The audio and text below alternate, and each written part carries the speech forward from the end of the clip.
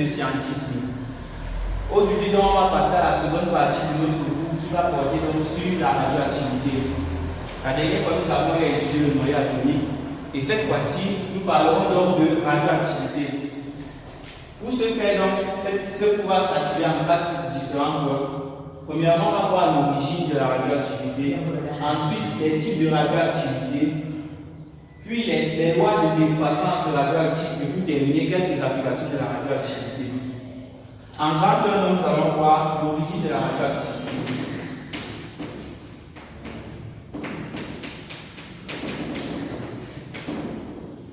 Eh bien, la radioactivité a été découverte de manière fortuite par Henri Becquerel. Il s'est donc rendu compte dans son laboratoire qu'un échantillon de radon qui était dans un tube émettait en fait de façon spontanée un rayonnement qu'il n'arrivait donc pas à expliquer. C'est donc plus tard qu'on s'est rendu compte qu'il s'agissait de radioactivité.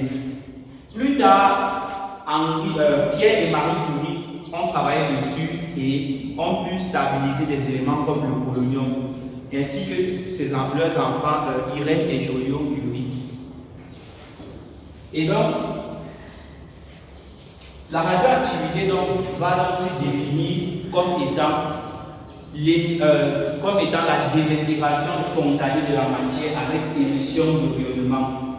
Donc, à chaque fois qu'on va voir une certaine désintégration de matière accompagnée d'une émission de rayonnement, on parlera toujours de radioactivité. En deux, donc, nous allons voir les types de radioactivité. Eh bien, une expérience simple de physique a permis de mettre en évidence les différentes particules étudiées en radioactivité.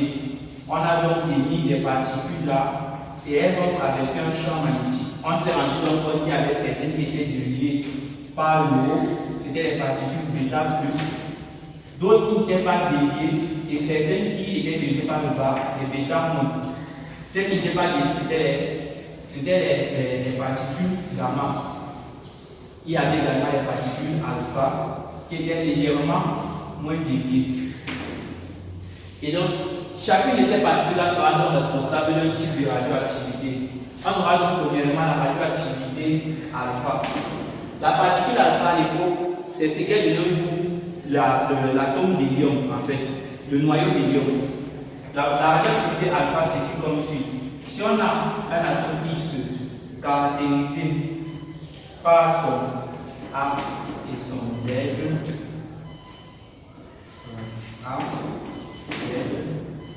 en subissant une radioactivité alpha, on va donc obtenir un noyau d'hélium caractérisé par 2, 4, plus Y, qui sera donc Z-2 et A-4. Donc, on se rend donc compte qu'on peut donc déduire le numéro atomique et le nombre de nucléons de la particule émise du fait de la conservation de la matière et de la conservation de la charge électrique. On a donc autant de charges de protons Z à gauche qu'à droite et autant de nucléons à gauche qu'à droite. Ça, c'est pour la radioactivité alpha. Ensuite, on a la radioactivité bêta. La particule bêta, c'est ce qu'on va appeler l'électron. Et donc, lorsqu'on a une particule X caractérisée par son A et son Z, on va donc constater qu'il y aura donc émission d'un électron de charge de masse nulle et de charge moins 1. Oui, il faut bien comprendre qu'en radioactivité, on considère que la masse de l'électron est nulle. Parce que dans la vidéo précédente, on a vu que la masse de l'électron était 1836 fois plus petite que celle du proton. Donc, elle était quasiment négligeable. On a donc ensuite la particule Y. En appliquant les lois de conservation de la charge, on va dire ici qu'on aura donc Z plus 1. Et ici, on aura le même A. Donc, ça, c'est la radioactivité bêta moins. Ensuite, on a la radioactivité bêta plus. Là, la particule bêta plus renvoie à ce qu'on appelle le positon. On a vu donc que alpha c'est l'hélium. Gamma, on voit que c'est le photon. Et bêta, c'est l'électron. Voilà. Pour la radioactivité activité bêta plus, on aura plutôt émission d'un positron ou positron X, A, Z qui va donner donc le positron qui sera l'anti, on va appeler ça l'antiparticule de l'électron. Il y aura toujours une masse nulle mais une charge plutôt de plus 1. Et donc ça va donner donc particule Y caractérisée par son A et Z moins 1. Ensuite, la dernière de radioactivité sera la radioactivité gamma. Là, ce qui va se passer, c'est juste la désexcitation des noyaux. Donc, généralement, on aura un atome A, un atome X qui sera émis à l'état excité. On va généralement mettre un astérix là. Attendez, je mets en couleur pour que ça se voit un peu mieux. Il va donc subir une radioactivité et se désexciter, mais toujours en état de même atome. Avec l'émission d'un photon gamma qui a une masse nulle et une charge nulle. Parce que les photons sont caractérisés par leur masse qui est nulle, leur charge nulle et leur vitesse qui est la vitesse de la lumière. On constate donc au travers de tous ces cas de radioactivité qu'en général, lors de la désintégration d'un noyau, il y a émission d'une nouvelle particule. C'est ce qu'on appelait avant, dans le Moyen-Âge, de l'alchimie. On parvenait à produire un matériau à partir d'un autre. Donc ici, on dit par exemple, là, si on va par exemple à la radioactivité alpha, par exemple, quand je prends un échantillon de carbone 14, 6, si c'est une radioactivité alpha, alors il va donner la particule Y sera caractérisée par son numéro atomique qui va valoir 4 et son nombre de masse qui sera A-4, donc 10. La particule qui a pour Z4, hydrogène, hélium, lithium, bore. Donc on est quitté donc du carbone 6 au bord.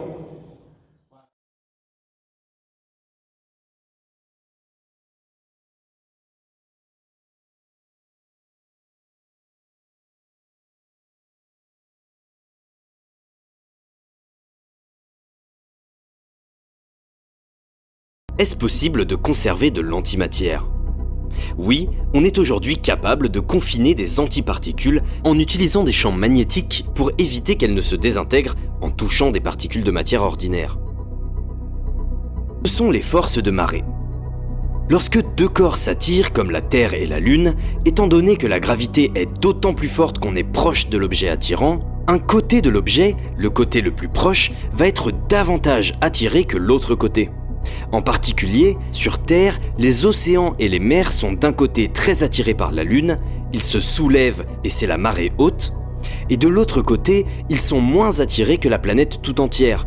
Ils vont donc rester en retrait, ils se soulèvent dans l'autre sens. Comment les rayons lumineux peuvent-ils être capturés par un trou noir s'ils ne changent pas de vitesse? En relativité générale, la gravité a la capacité à ralentir l'écoulement du temps. À proximité du trou noir, le temps s'écoule moins vite qu'à distance. Pour un observateur qui se trouverait à proximité, la lumière à côté de lui se déplace toujours à la vitesse de la lumière. Mais pour nous, qui observons ce rayon lumineux depuis une position lointaine, cette zone de l'espace semble évoluer au ralenti, et donc le rayon lumineux se déplace plus lentement. Cette différence de vitesse apparente de la lumière entre différentes zones va la dévier et l'attirer vers le trou noir, un peu comme les mirages qu'on a vus précédemment. Et en donc vu les différents types de radioactivité, nous nous intéresserons donc maintenant à ce qu'on appelle les lois de dépassance radioactive.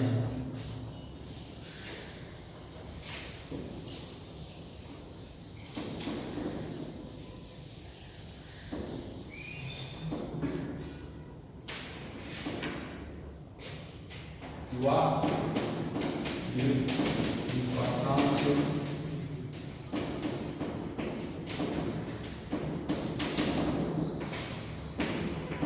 radioactive.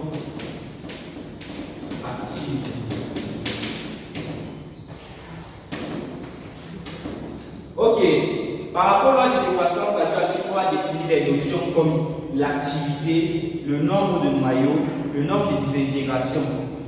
L'activité qui sera notée A ne sera rien d'autre que le nombre de désintégrations par unité de temps.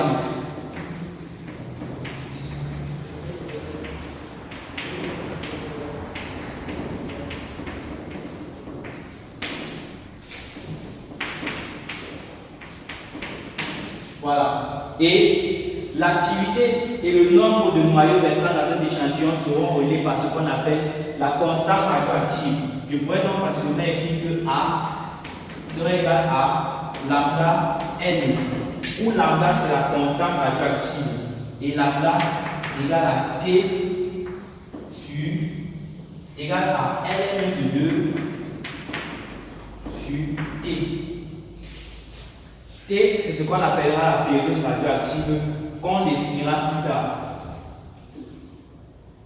Dès lors qu'on comprend donc que A représente le nombre de désintégrations par unité de temps, et vu que la radioactivité c'est une désintégration qui caractérise donc une diminution de la quantité de matière initiale que j'avais, on voit facilement que l'activité A est encore suivie comme étant moins la dérivée de N par autant.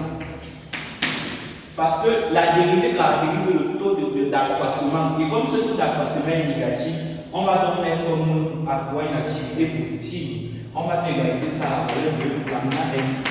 On va donc avoir une simple équation différentielle de premier ordre à coefficient constant sans second membre qui peut être facilement résolu.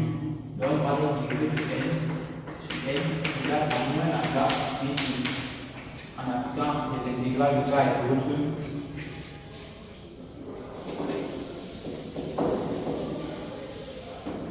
On arrive finalement au fait que Ln de N, c'est moins lambda d plus une constante d'intégration.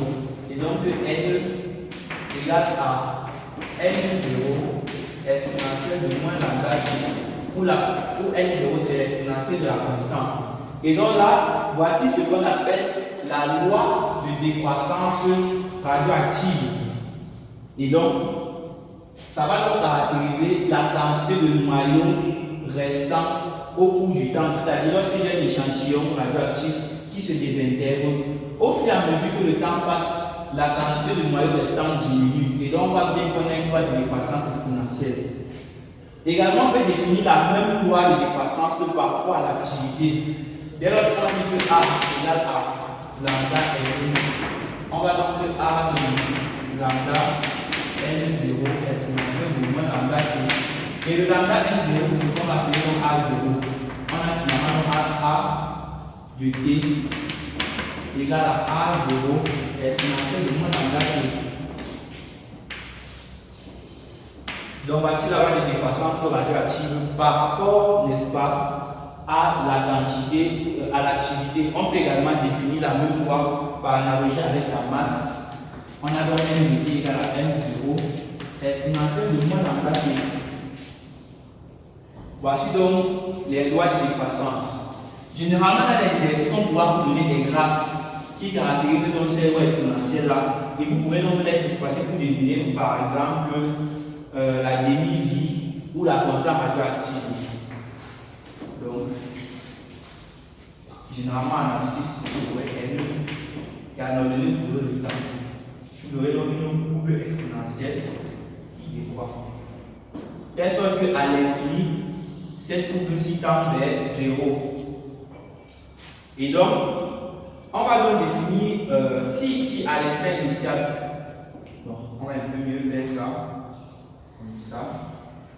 Si à l'instant initial, on a une quantité N0 d'échantillon, l'instant au bout duquel il restera la moitié de cet échantillon caractérisera ce qu'on appelle la demi-vie T, dont on disait qu'on allait parler plus tard, et dont la relation T qui est égale à Ln de 2 sur lambda, qui bien sûr est démontrable. Mais nous n'allons pas nous attarder à faire cela. Donc, en général, c'est ce qui se passe. Également, dans certains exercices, on pourra vous dire plutôt, au lieu de vous donner la quantité d'échantillons qui reste au bout d'un certain temps, on vous donnera la quantité d'échantillons qui s'est désintégré. Et là, il y a une relation directe entre le nombre de particules restantes et le nombre de particules désintégrées. On va dire que le nombre de particules désintégrées sera le nombre de particules initiales moins le nombre de particules restantes dans l'échantillon, c'est-à-dire N0 moins N0 exponentielle de moins lambda t, c'est-à-dire N0 facteur à 1 moins exponentielle de moins lambda t. Ok, donc ça c'est le nombre de particules restantes dans un échantillon. Et avant vu les lois de décroissance radioactive, nous allons passer au dernier point de notre vidéo qui porte dessus les applications de la radioactivité, qui est comme toujours la partie la plus intéressante du cours. C'est là où vous pourrez voir concrètement à quoi vous servent toutes ces équations. Pourquoi est-ce qu'on a fait tout ce qu'on a fait là? La première application de la radioactivité, c'est la radiation carbone 14.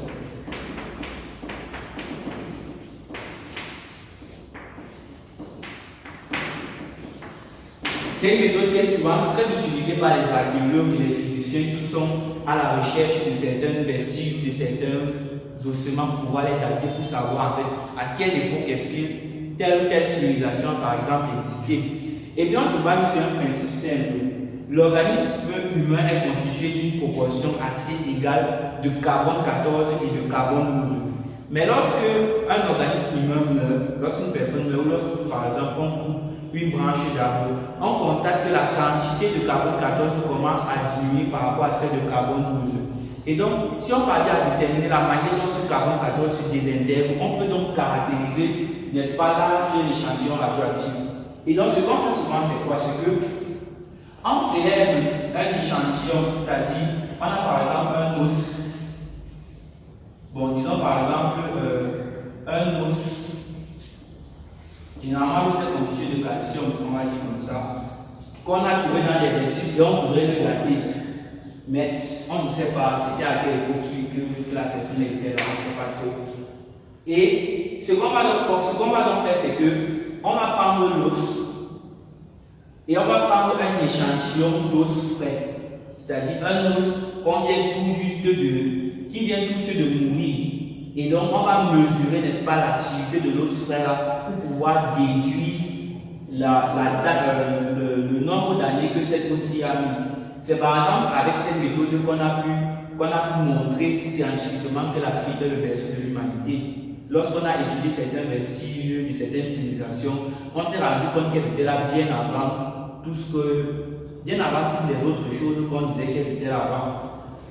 La deuxième application de la radioactivité que nous allons parler, avant de passer d'abord à la deuxième application, il faut noter que l'activité d'un échantillon radioactif se mesure à l'aide de ce qu'on appelle un compteur Geiger, ou souvent appelé Geiger-Müller. Donc ici, ce sera un appareil qui va mesurer donc, le nombre de désintégrations et va donc afficher ça sur l'appareil en becquerel, en fait, l'unité donc de l'activité de becquerel.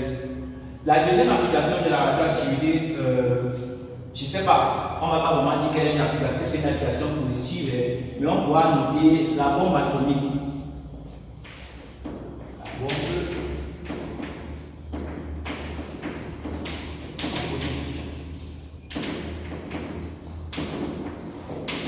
La bombe atomique c'est une bombe qui a été mise sur pied grâce aux travaux sur la radioactivité. Eh bien, ce qui se passe dans la bombe atomique, c'est une succession, c'est ce qu'on appelle une réaction en chaîne. Une succession de radioactivité alpha et bêta, c'est-à-dire de réaction, une succession de radioactivité alpha et bêta qui vont donc se produire dans un échantillon radioactif. Et au fur et à mesure que que l'échantillon se désintègre, il y a donc libération d'énergie. Au point, on s'est rendu compte que juste grâce à 1 gramme d'uranium 235, de U235, on a pu détruire toute une ville. Est-ce que vous vous rendez compte de l'énergie que ça représente? Avec 1 gramme d'uranium 235, on a pu détruire toute une ville. C'est pour ça que, en fait, il y a un philosophe qui disait science sans conscience n'est que une de l'âme. J'espère que vous avez aimé le cours Et je vous invite à vous abonner, à partager la vidéo si elle vous a plu et n'hésitez pas à mettre un pouce en l'air.